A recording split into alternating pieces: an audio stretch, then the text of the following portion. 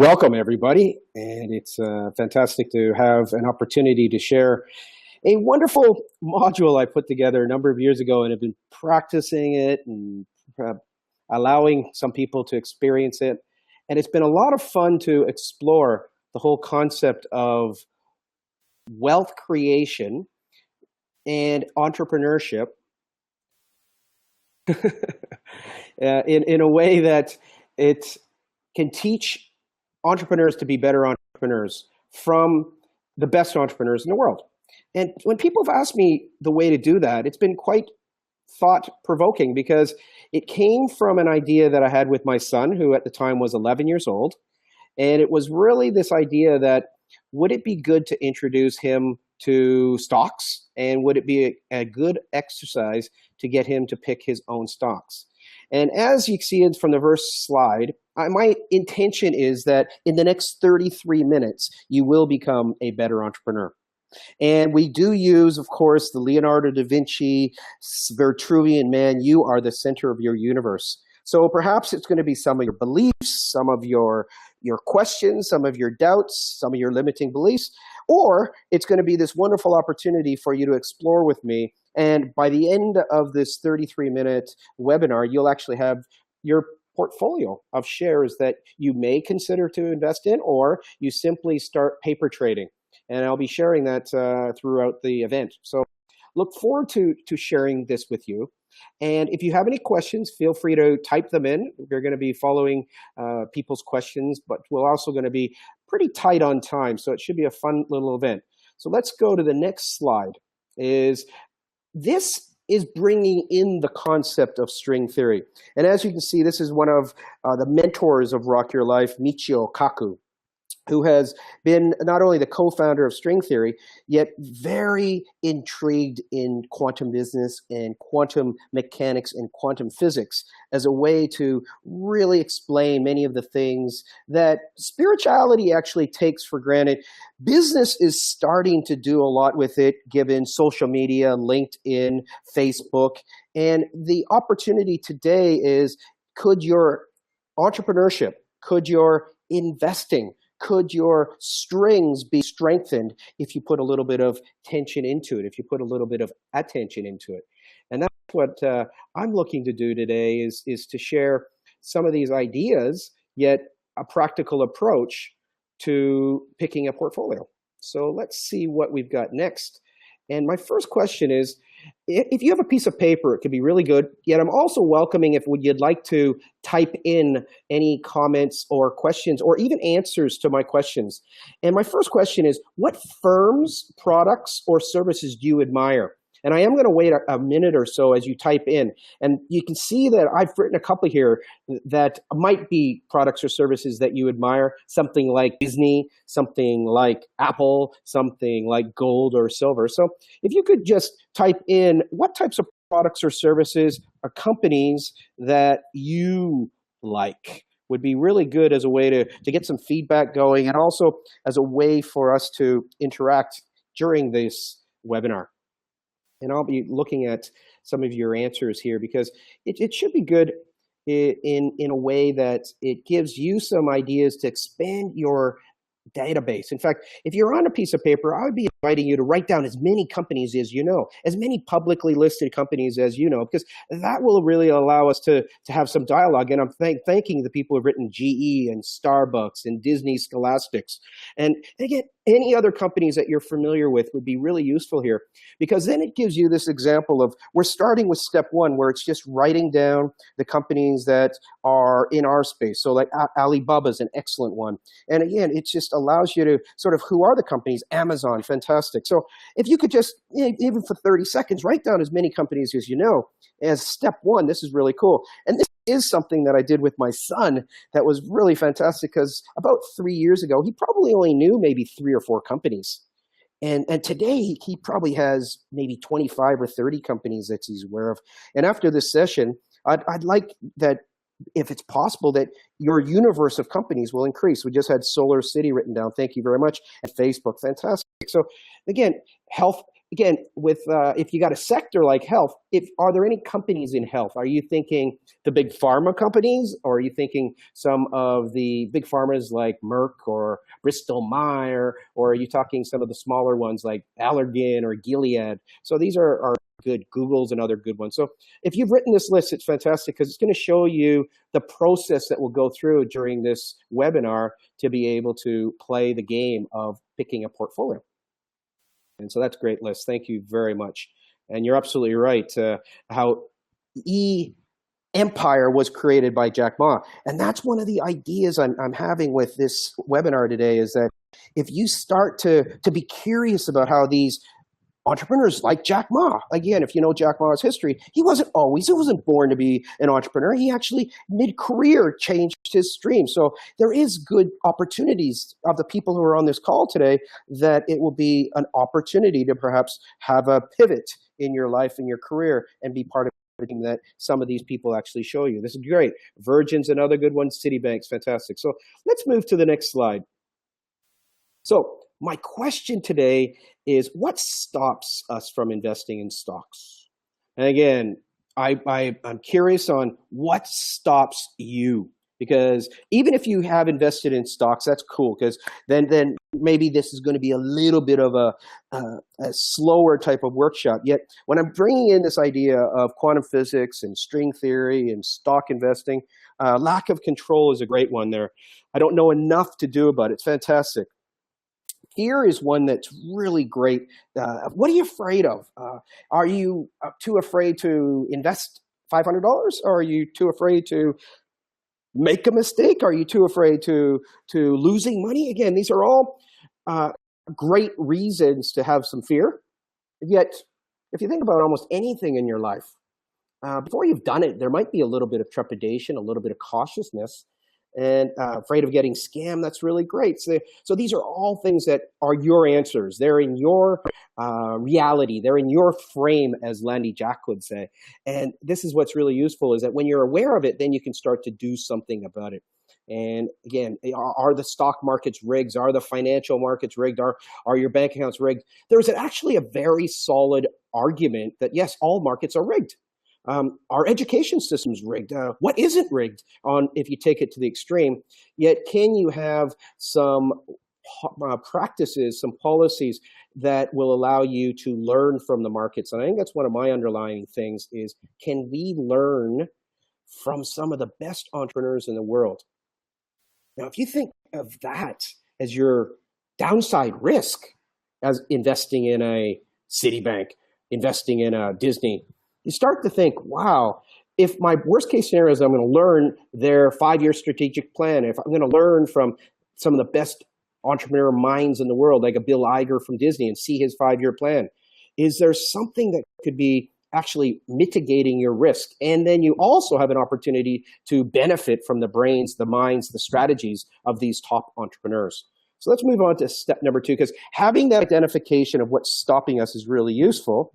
And then start to see ways that we can move forward and mitigate this risk is probably the compelling reason that you might ultimately invest in stocks. For an 11-year-old, my son, he just said, yeah, okay, I brought 30 companies to him. We went away to Thailand, and he just chose the stocks that he was interested in. That was one of the ways that we started this, and is part of the theory that I put together to pull this program together. So next one is, my invitation here is to invite or to explore a consciousness shift, is that most of us have been raised to be consumers. We've been programmed to be consumers. In fact, the latest book I just read was called The 4 Agreements. And this idea is that we have been so domesticated, we've been programmed to be a certain way. And one of the ways that we've definitely been programmed is to be a consumer. And my passion is that, as opposed to be a consumer, how would it feel if you were an investor, an owner of companies, rather than just a consumer of their products? In fact, if you want to write down an answer to that, I'd be curious, is what would be different? Would you have a different feeling about being an owner of Apple as opposed to just buying Apple's products? If you were an owner of a fantastic, creative, innovative company like Disney as opposed to just going to see their movies. And my curiosity here is it starts to open up your questions to why it might be good to be an investor, a stockholder versus just a consumer. And it is a consciousness shift. I do see the difference when we walk down the street and my son actually starts thinking about McDonald's. Is that a good company, or would Chipotle be a good company? And it's about being curious about the interest rates that might affect these companies. And it might allow you to have an interest in what Warren Buffett says. And his number one advice for investors, it's quite fascinating, is number one advice for investors is when the market's getting pounded, that's when you buy. When the market's going up, that's when you sell. And it's not about buying and selling everything. It's about having a portfolio approach. And I guess that's where I'm looking at in this session, is to really look at consciousness. Is there a consciousness of going from consumer to investor that will empower you, particularly if you're going to be an effective entrepreneur or an effective intrapreneur?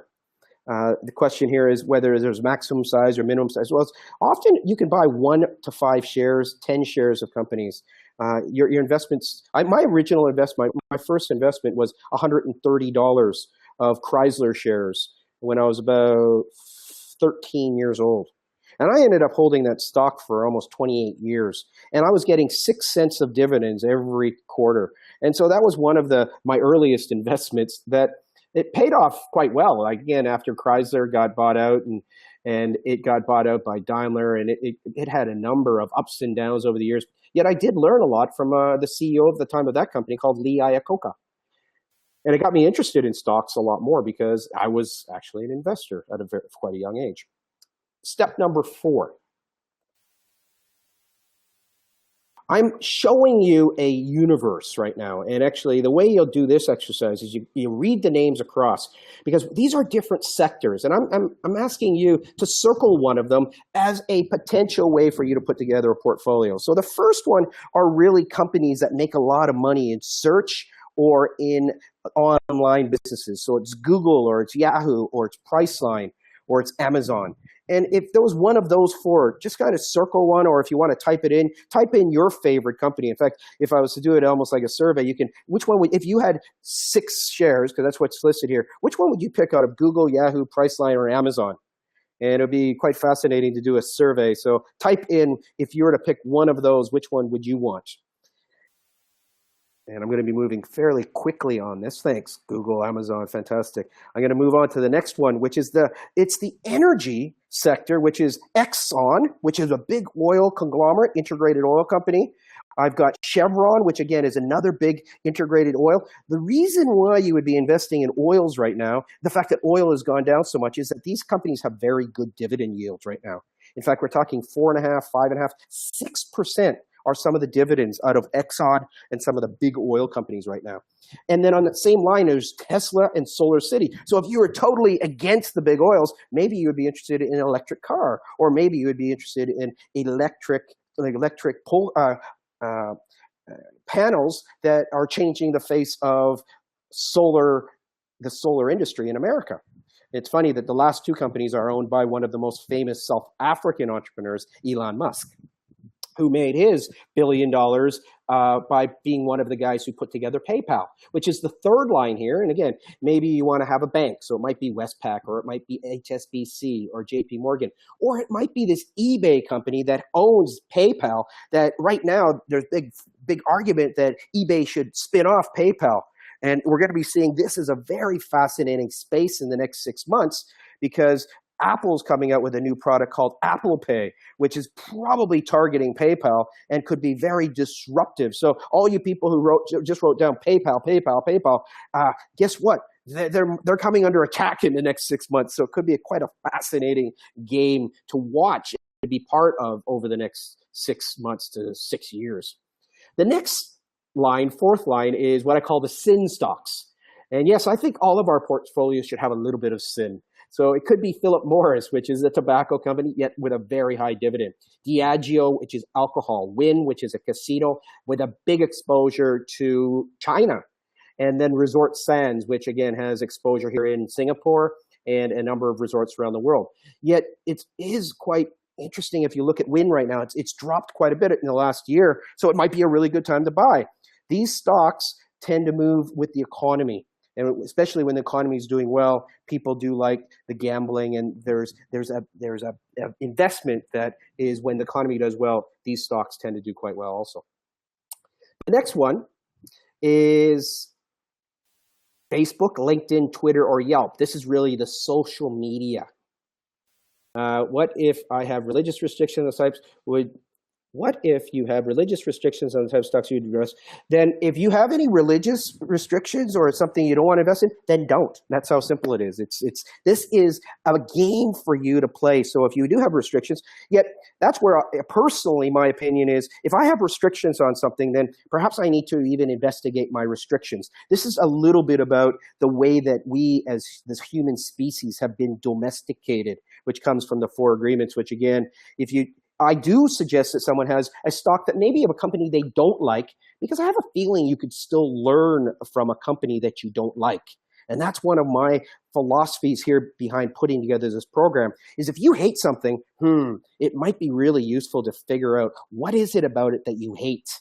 And that one might allow you to become more conscious and a more effective business person and entrepreneur, because it's when those buttons get pushed, it's when the reptile comes out and it's not even you in charge anymore. That's sometimes some of the greatest learnings of discovery on letting go and really having some good opportunities to understand yourself. The next, which again, it was Facebook, LinkedIn, Twitter, or Yelp. Pick one of those if you'd like. And then the last row, which I put together for food, is Starbucks, McDonald's, Domino's, and Chipotle.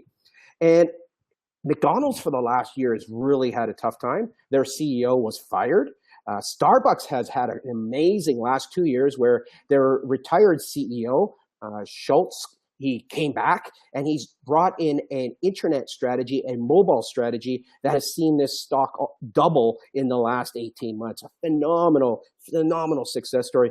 And what they're going to be doing for mobile technology, in fact, if you're involved in retail, if you're involved in food, if you're involved in even education, Starbucks is a fantastic company to go and study. And again, many of my Australian friends don't like Starbucks. They much prefer to support their local coffee house, which is a cool strategy. Yet if you're ignoring what Starbucks is doing, you're ignoring them at your own peril, because their strategies are very effective. And they're creating what's called a white labeling product, which will allow even Starbucks competitors to use their mobile apps, which are top of the line. And guess who they're in collaboration with?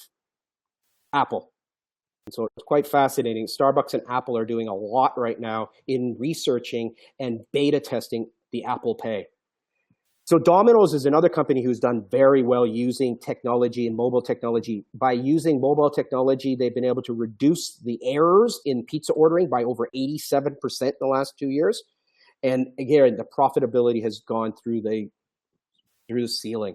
And then the last one's Chipotle, which again, for some of you who've mentioned you're into organic foods or good ways of eating, go and check out Chipotle, because they've created a movement in America about the farms that grow the meat and the farms that are raising the cattle. And so it's a good way of, and a healthy way of taking care of livestock. So they've been changing. So if you've taken this as part of a universe that you could start to study, this could be some of your stocks, maybe 3, 4, 5, or 6 of them that you can start your portfolio with. And the philosophy here is that, can you imagine just 20 minutes a week studying what some of the best companies in the world are doing, acquainting yourself with the CEO, acquainting yourself with some of their top 3 strategies, acquainting yourself with what these companies are doing? Would that make you a better entrepreneur? I happen to think so. So let's go to the next slide. Diversification, step 5, is what I'm suggesting here. Is I'm asking you to explore different companies in different sectors so that you can have what's called a diversified portfolio. And having all of your same companies, like in this picture, having a Google and a LinkedIn and a YouTube and a Facebook, no, that's not diversification, because if that sector gets hit, the entire market, your wealth, your money will go down with it. And that's one of the things that we'd be looking to avoid. So let's go to the next slide. And I believe this is the case study. This is Justin. Last year, the year of the horse, we went away and spent some time with the horses. And it was a time where we reviewed his stock portfolio. And the question I had for him at the time was about Apple, because that was his favorite company. And even for you right now, when you think of Apple, what kind of company is Apple? Funny, many people don't have a clue what type of company Apple is. Apple is actually the leading online retailer through iTunes, TV, iPads, phones. And this is one of the things that they've created an ecosystem. And maybe that's a new word even for you to start playing with, is an ecosystem. It's an ecosystem providing services to your clients. It's an ecosystem of collaborating and looking for ways to deliver value to your clients, your tribe, people that you're going to commune with, people you're going to grow with, people you're going to age with. This is perhaps a new way for some of you to look at, if you're just doing one type of product with somebody and you've developed a tribe and a following, are there other ways to provide other services to them? And that's one of the things that Apple has done so brilliantly. When I asked Justin about, again, his favorite product, it was an Apple. Of course, he wanted the next latest gadget. I actually wanted him to start behaving like an Apple shareholder who would consider buying and selling shares, who, when the market goes up, sell a little bit. When the market goes down, maybe buy a little bit, and look for ways to do that. Feel free to ask any questions if you like. This was his portfolio that he has today, actually. Intel, which are chip manufacturer, and the reason he invested in that one is that it had a 5% plus dividend. He invested in silver. He invests in Disney. Why gold or silver? In fact, that's one of the things that I do suggest, is that you have one of your holdings, at least some of your holdings, in either gold or silver. It's called a hedge. It's if the markets totally go down, you actually have something of value in another currency.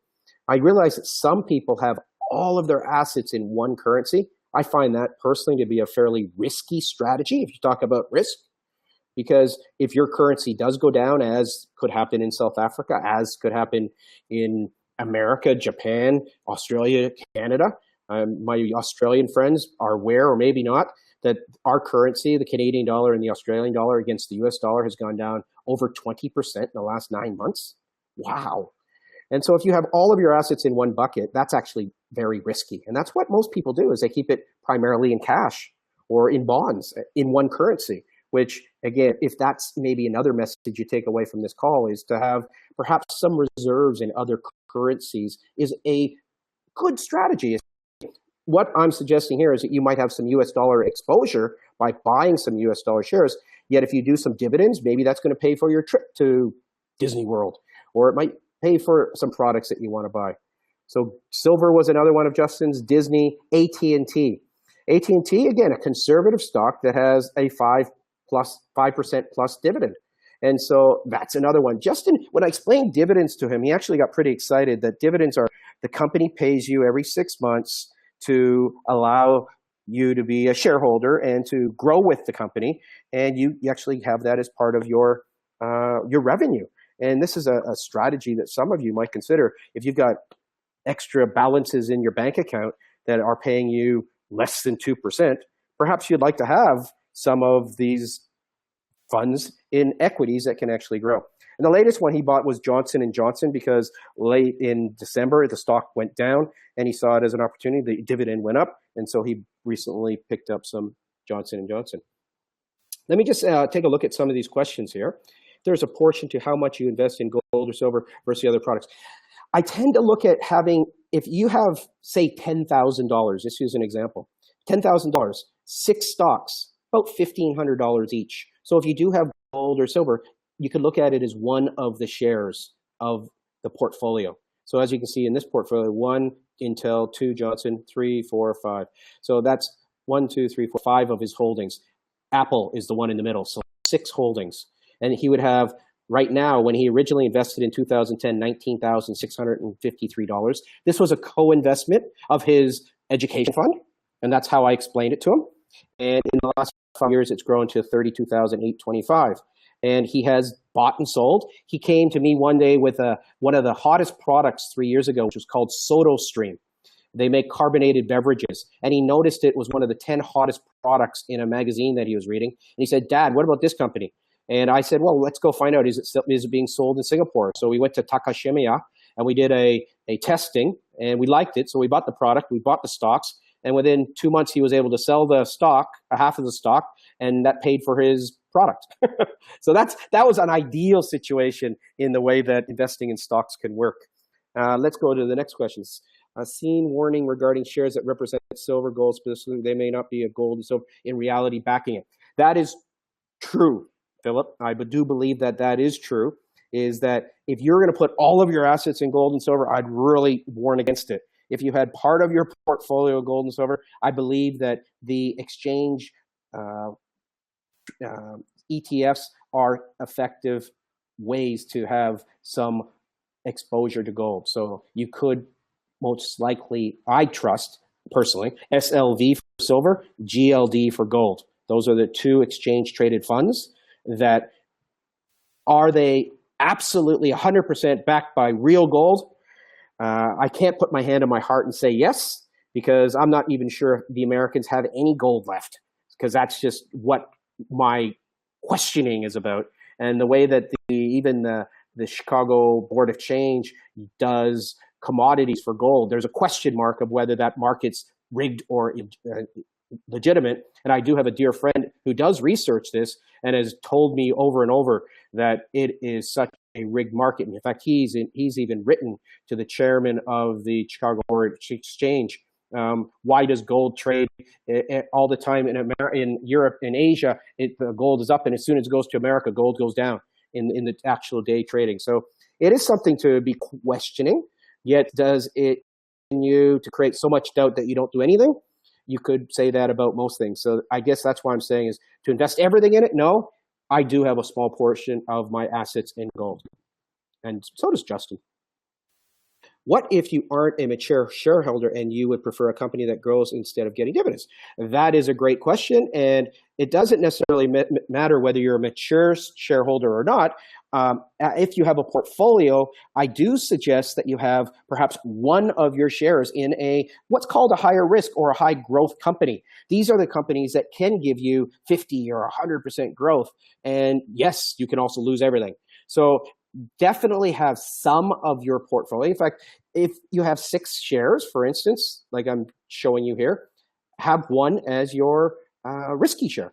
And that's one of the things that I do talk to Justin about quite regularly too, is which stock would he like to have as his risky share. And we've been tracking one right now, and that's a game manufacturer. I believe the code is GME, and it is a stock that is one of the biggest game manufacturers in the world. I believe they get 10 titles right now that have $1 billion worth of sales. So I'm doing some research in it right now. I'm looking at it. And if that's one of Justin's fast growth stocks that he wants to buy, then we'll likely sell a little bit of one of those shares there and buy that stock. So that's how you would do a portfolio approach, Sanchia. And that would allow you to be able to have a portfolio. So you have more risk in maybe one stock, yet you have a diversified portfolio. So you sleep well. What proportion would you put into startups? Well, as a person, an investor, I have put less than 10% of my total assets into startups. And I'm actually sad to say that that 10% that I've invested into startups, most of it has not delivered a very good return.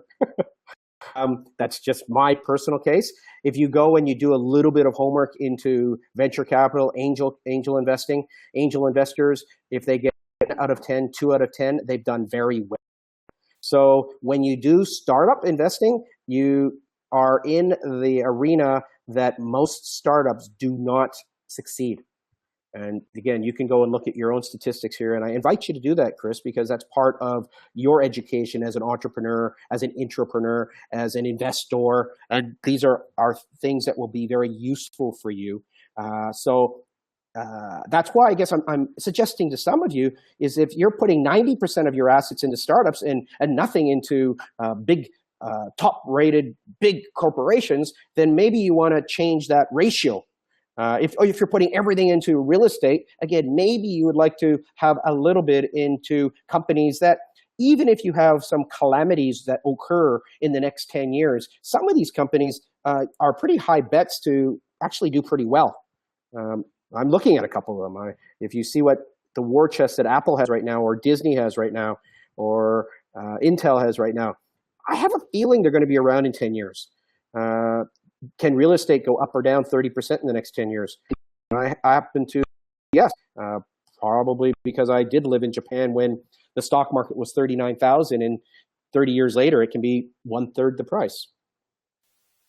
Sorry, did you say I have about 1/6 of your portfolio as a fast growth company? Kind of missed that part. Yes, I would say that if you have a portfolio and you want to have one of your 6 or 7 shares in a fast growth company, that would probably be what I would be suggesting, yes. And let's go to the next slide. Just passed our wonderful 33 minutes, so I'm happy to be answering questions as I bring the session to the tail end of it, because what I would love you to do is to pick your fund portfolio. So hopefully you've seen some stocks today that you might want to have in your fund portfolio. Set it up in something called Google Finance as one platform. This is the platform that I use, and now I can sit down with people and help them create their own paper trading portfolio. This is a suggestion for you to take an X amount, say $10,000, and find 5 or 6 or 7 stocks that you would like to have a portion of, and put it into a trading account. What I like about this is that it wakes me up every morning, and when I look at my portfolio, and Justin gets to see his portfolio, and he gets to say, hey, Dad, why is mine up a lot more than yours? And it creates a communication loop. And that's one of the things that I'm inviting you to explore, is start this as an information loop as an entrepreneur. Start talking about some of the best companies. Start studying some of the best companies. If you had Bob Iger, the CEO of Disney, telling you what he's doing for the next 3 years in his strategic paper, which is in his annual report every year. If you had the CEO of Apple, Tim Cook, showing you every 6 months what his plans for product rollout in the next 3 years. If you had Schultz from Starbucks give you details of what Starbucks is doing with their mobile strategy, would this information assist you in your strategic decision? And I guess that's the essence of what I'm suggesting this with the idea of being a better entrepreneur in 33 minutes, is that if the answers to those questions is yes, yes, yes, yes, yes, start doing it. And so if you would like to then take it to the 4th step in to get this strategy is to put some money into some of the stocks that maybe you'd like to. And again, perhaps getting your foot wet with a few is one of the strategies as you get more involved in the markets. The other component of this is every one of these gentlemen have had experience with startups, and they understand the dynamics of it. So if you're shooting for that level where you might be part of a company that is going to grow, studying these guys, studying what they're doing would be very useful as a forecasting way of running your business and running your investments. Do we have any other questions as we start to bring it down to a close? What would you do key indicators when selecting a stock? Again, key indicators for me in this portfolio is, do you have an interest in this sector? Would you like to have some exposure to this sector? And then, yes, you can do some financial analysis, do some technical analysis. You can look at the charts. And that is a whole science in itself. It's a mathematics in itself. Yet when I'm looking at this, I'm looking at really cool companies that can be interesting for you to get a relationship with. When I'm talking about string theory here, and I'm talking about quantum physics here, I'm using Apple as an example. If you use Apple's products and you really like Apple and you start studying Apple, and then you buy some equity in Apple, does the string in your relationship with Apple increase? If you then start to study a little bit of Apple and you actually study what they're doing right now, they are going to be so disruptive. People aren't even aware of what's going on with the iPhone watch, for instance. It's people are still thinking it as a watch, but right now it's being directed into want to be one of the number one healthcare measuring devices on the planet. Like people are looking at that device as totally revolutionizing healthcare. And again, if you don't study Apple or you're not aware of that, you probably have no idea. But if you are interested in healthcare and different apps that are going to be about healthcare and your body and that, wow, that's a really cool product to be potentially involved with. Yet you also might have an interest to have a healthcare company that you know they're going to be able to leverage that technology and it's going to be great for business. So that's another way that I would be looking to select a stock, Philip, is it interesting to me? Does it get me excited? Am I interested in that sector? Do I have an interest in that industry? And would I like to know more about it? If would I like to study? Because if you love Apple so much, maybe if you became a shareholder next year, you would go over to Cupertino and go to the annual meeting. Would your string connection increase dramatically? Again, absolutely, I think. And have you met other investors in Apple? Could they become investors in your business? And I guess that's the cycle that I guess I get a little bit excited, as you probably can hear from my voice. And that's the excitement of getting involved in companies and the best companies in the world, especially with me, where I'm looking at sharing this so that, yes, you can become a better entrepreneur. Hope that was sufficient in answering your question. And the next one, okay, what is the minimum amount required to start? Right, today you can start with no money down because I'm just asking you to put it on to Google Finance. Yet when you start investing in stocks, you really can $500, $1,000. So it's not huge amounts. It can be because if you do have a retirement and you want to move part of it into stocks in America or in other parts of the world, you're able to do that now. And that's one of the things that I may follow up with some of you in the future on that. If you have got questions in ways that you might want to explore investing, because that's what is occurring right now with the ability to invest in any market in the world, the ability to get your currencies into America. This was partially driven because we've had the deliberalization of most financial markets. And then we have a whole new area that's starting is some of the alternative currencies. So you might look at gold and silver, and someone might, with really big high risk appetite, might go for an alternate currency as one of their holdings. And again, that's something that I haven't addressed today, yet that is possible. Yet minimum amount, I think you could start with $500, you could start with $1,000, you could start with $10,000. Yet it's about your education. I guess that's the key that I want to drive home today, is that it's about applying, it's about doing, it's about learning. And I truly believe that by exploring shares, exploring equity, exploring the information that the best companies in the world are using to make their decisions, that makes you more decisive. That makes you more informed, which I believe would assist you in making good decisions in your business. Let's see what's next. This is a picture of his portfolio. It's a little bit small, yet this is what Google Finance looks like. And on the left, you can see actually a number of the portfolios that I've created with people. And this is a way of you putting the stocks with funny money. It's basically you choose a share and then you put a certain amount of money you want to put into it. And if you can see with Justin's portfolio here, he's got one stock, which is silver right now, that's down. It's gone down and we've actually bought more of it. And so he has a fairly sizable position in that. And his rest of his stocks, which again, you can see he's done quite well in the likes of Apple, where he's up 144%, and Disney is up 180%. And so this is the way that it would look if you put your own portfolio in there. And it's very easy. It's very intuitive. And again, it costs nothing. This is for you to start a relationship with a couple of different stocks, and you can have different themes. This is a diversified portfolio. So he has silver, he has Apple, he has AT&T, he has Intel, he has Walt Disney. He has Cirrus Logic, which is a provider of services and instruments to Apple. So we actually made that investment because we wanted to have a slightly bigger exposure to Apple. And then recently he bought Johnson & Johnson. And so that's what Google Finance looks like. Now, no, you do not need a broker to start this. This is strictly on Google Finance. And if you do want to start a relationship with a broker, that would be something to look for. I'm going to be doing a little bit more research.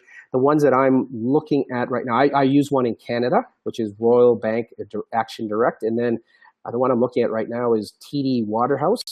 I believe it's Sink or Swim. And then I've also been told to check out Charles Schwab. And so those are three I'm actually looking right now to start my next big loop of teaching to Justin and possibly to some of you, would be the area of options and covered call, which is a way to create alternative revenue for you. And that's something I'll be sharing in the months ahead as I get cranked up to do a little bit more of that for myself. And the next is summary. Is, do you believe you can be an even better entrepreneur? And I think that's the big question as I bring it all together back to the point. It's mindset, so much of this. And if you believe you can be a better even entrepreneur, then some of you might even be leaving today thinking, wow, that was a good use of 47 minutes. And yes, I did learn something today. And that is a big component of entrepreneurship. If you go and actually do that exercise I'm inviting you to do, of putting it into Google Finance, that is applied wisdom. And that's the way that I think we really start to tap into the energy, vibration, and also practical skill sets that makes entrepreneurship, the decisiveness to do it. And I guess why I'm moving in this direction is in financial literacy important in entrepreneurship. And this is an area that I see many entrepreneurs fall down, is that they don't want to embrace financial literacy. And it's simple. The people that try to make it really complicated, it's sort of what Don Coleman suggests, is when people try to make things complicated, they're lying to you.